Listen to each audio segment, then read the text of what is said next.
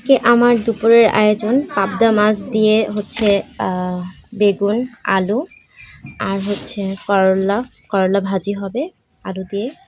আর এই আলুগুলো কাটার কারণ হচ্ছে কি, গতকালকে এক বালতি বেশি আলু ফেলে দিয়েছে, কারণ আলুগুলো পচে গিয়েছে। সেখান থেকে কিছু কিছু আলু কেটে কেটে রেখেছে আম্মু।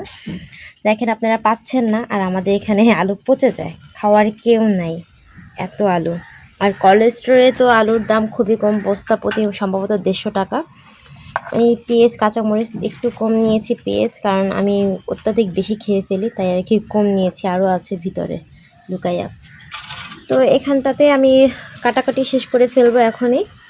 আর চালটা আমি আগে ধুয়ে ফেলেছি, এখন চুলার আঁচটা জ্বালিয়ে দিলাম। ভাতটা হবে, ঢাকনা দিয়ে ঢেকে দেবো, তাহলে তাড়াতাড়ি বলক আসবে ভাতে।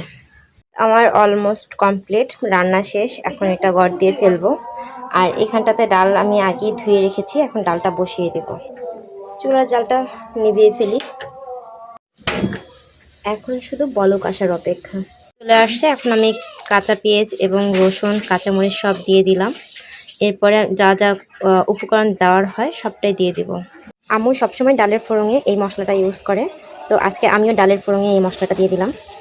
আর এতে স্বাদটা একটু ভালোই হয়, মন্দ না।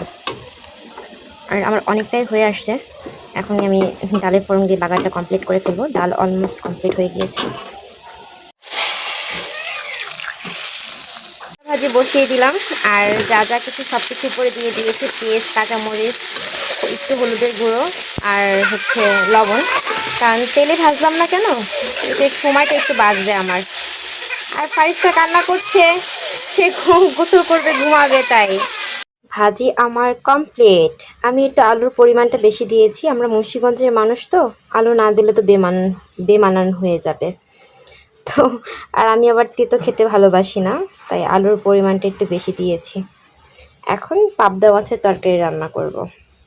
মশলাতে তেল উঠে গিয়েছে, তার মানে আমার মশলাটা কষানো শেষ। এবার একে একে মাছগুলো দিয়ে দিব, পাবদা মাছগুলো।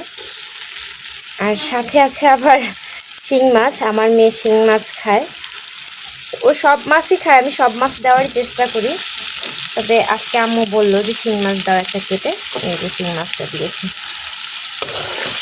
আলহামদুলিল্লাহ, ও সব মাছ খায় আমার মতো।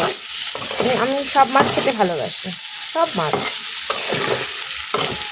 সুন্দর করে এটা কষিয়ে নিব, ঢাকনা দিয়ে ঢেকে রাখবো কিছুক্ষণ, দমে রাখতে হবে। এরপর কষানো শেষ হলে আমি মাছগুলো উঠিয়ে ফেলবো। মাছটা কষানো আমার শেষ, এখন নামিয়ে ফেলবো, অন্য একটা পাত্রে রেখে দিব, কারণ আমাকে তরকারিটা কষাতে হবে ভালোভাবে। যে সুন্দর হয়ে গিয়েছে, সেদ্ধ হয়ে গিয়েছে মাছটা।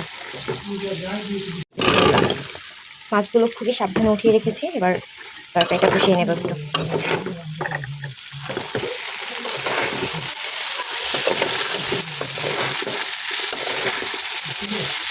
দিয়ে ঢেকে রেখে দিব।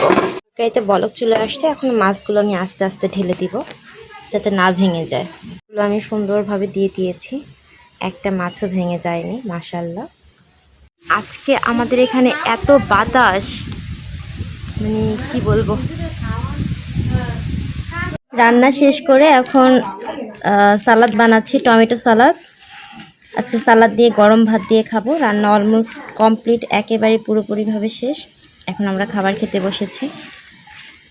আগে মরিচটা ডলে নিলাম, এরপর হচ্ছে সরিষার তেল দেব।